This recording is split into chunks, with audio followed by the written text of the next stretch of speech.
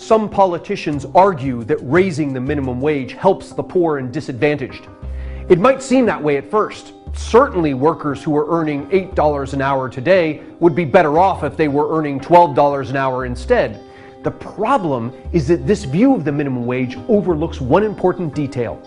A $12 minimum wage doesn't force employers to pay $12 to every worker. It forces them to pay $12 to the workers the employer chooses to keep. The employer pays $0 to the workers that get laid off or who are never hired in the first place. Let's look at an example.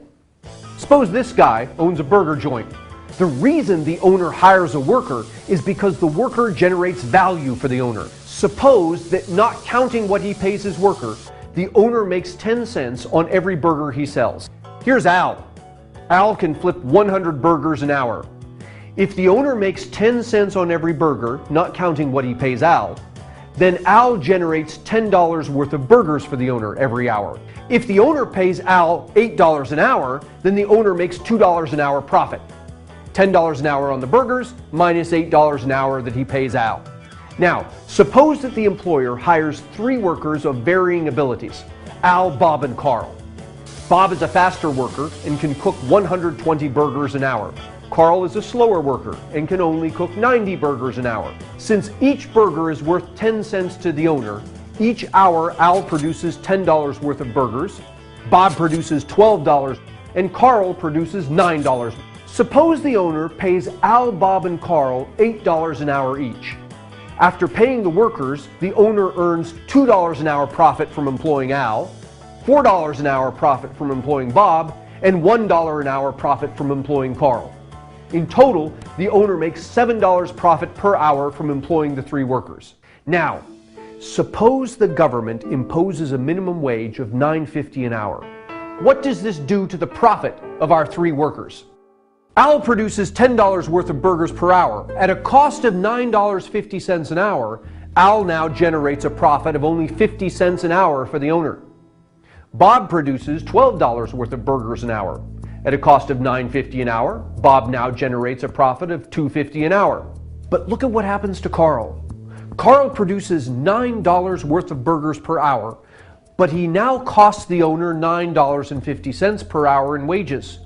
Carl is no longer generating profit for the owner. Carl now generates a loss.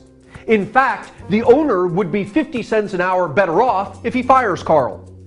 The minimum wage was good for Al and Bob. They're each $1.50 an hour better off than they were before. But it was devastating for Carl.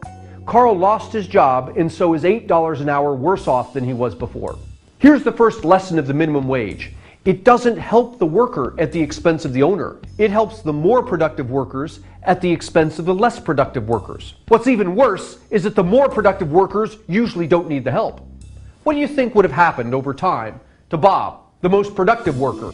Either the owner would have rewarded Bob's higher productivity with a raise, or if the owner didn't reward Bob, one of the owner's competitors would have offered Bob more money to go work for the competitor. Either way, eventually Bob would have ended up earning more anyway. This is the second lesson of the minimum wage. Many of the workers that it does help would have ended up better off anyway, even if the minimum wage hadn't existed. It works this way in the real world.